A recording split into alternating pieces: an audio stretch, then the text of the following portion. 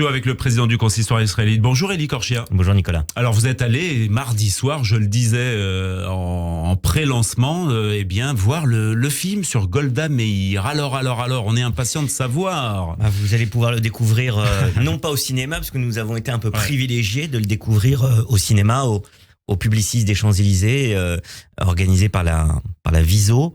Je vais y revenir dans un instant, mais nous étions effectivement privilégiés de l'avoir vu sur grand écran. Vous savez, on est dans une époque où parfois certains films sortira sortent que directement sur des écran. plateformes ou sur ou en l'occurrence sur Canal+, dans moins de 3 semaines. Donc on pourra le découvrir à partir de la mi-octobre, sur Canal+.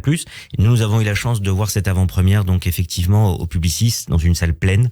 Je parlais du film, je voulais d'abord rendre hommage aux organisateurs et en l'occurrence aux organisatrices, à mon amie Nathalie Rihuguez, la présidente de la Viso, sa formidable équipe qui l'entoure à la Viso France, qui ont organisé cette avant-première. C'est un petit peu même logique et bien que ce soit la Viso qui organise l'avant-première de ce film sur Golda Meir, une des pionnières, mère fondatrice de l'État d'Israël. Le film est très intéressant. Et je voulais saluer d'ailleurs aussi la présence de Maurice Lévy qui était présent et qui nous a dit quelques mots introductifs avec la présidente de la Viso, et j'étais avec Pierre-François Veil, le président de la Fondation pour la mémoire de la Shoah, et beaucoup d'autres personnalités qui étions là pour découvrir ce film qui retrace un épisode, et c'est ça qui est intéressant. Ce n'est pas un biopic sur toute la vie de Golda Meir. On revient sur un épisode crucial, à la fois de la femme, de la première ministre et de l'État d'Israël. Cet épisode, c'était il y a tout juste 50 ans, 1973, le 6 octobre, la guerre du Kippour. De la guerre de Kippour. Ouais. Exactement.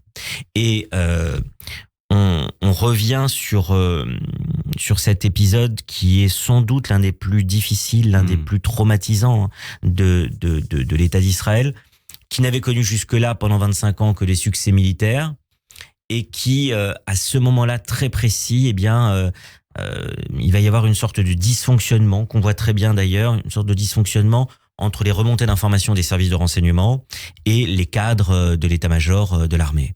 Et Golda Meir se retrouve dans une réunion où d'un côté on lui dit qu'il risque d'y avoir une attaque imminente dans les heures qui viennent, qu'il peut y avoir une attaque et qu'il faut donc mobiliser énormément de soldats sur place. Et puis une autre partie de son état-major qui lui dit non, pas du tout. On a déjà entendu ça il y a quelques mois. Il faut pas du tout mobiliser toutes nos. Et donc elle va prendre une décision un petit peu intermédiaire, qui sera jugée évidemment insuffisante, parce que cette offensive d'une coalition arabe menée par 2 pays principalement, l'Égypte et la Syrie. L'Égypte via le Sinaï, la Syrie via le Golan, le plateau du Golan, l'attaque va se faire. Et effectivement, Israël, pendant les premiers jours de cette offensive, se retrouve dans une situation extrêmement difficile, avec beaucoup de morts, avec beaucoup d'attaques qui mettent en péril même la sécurité de l'État d'Israël, comme jamais. On voit notamment le rôle qui est interprété par Moshe Dayan. Moshe Dayan, qui est dans une période extrêmement difficile, qui voudra démissionner par 2 fois. Elle refusera 2 fois sa démission. On voit d'ailleurs cet épisode dans le film. Lui qui est dans une période très compliquée aussi. On voit aussi la commission d'enquête. Ça m'a aussi intéressé de voir la commission d'enquête. Le film commence par cela et finit par cela.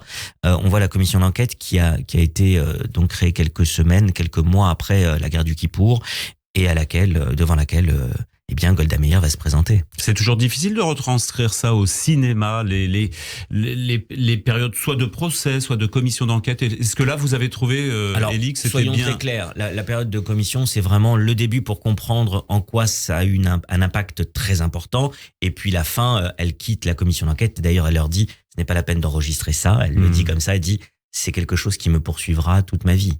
Et d'ailleurs, je regardais la dernière fois, il y a eu une série de reportages sur Radio France, peu de temps avant la mort de Golda Meir, 1977, avant qu'elle décède 1 an plus tard, et elle s'était livrée, elle avait fait plusieurs interviews, et elle rappelait que ce souvenir de la guerre du Kippour, c'est d'ailleurs un sujet qu'elle n'aimait pas, on sait qu'elle n'aimait pas trop en parler, la guerre du Kippour reste un des épisodes les plus terribles. Et puis on a quelque chose, c'est la petite histoire dans la grande histoire, c'est qu'on est face à une femme qui à ce moment-là à 74 ou 75 ans et qui traverse une période très difficile avec un cancer, avec des séances de radiothérapie, de chimiothérapie. Et on la voit faire une réunion avec son cabinet et ensuite partir avec son bras droit, son assistante, sa secrétaire particulière, qui est jouée par Camille Cotin, qui joue le rôle de Lou Kadar. Lou Kadar, qui était une franco-israélienne, née en France, qui a été la secrétaire particulière, qui ne quittait jamais Golda Meir, et qui l'accompagnait notamment. Film réalisé par, dites-nous,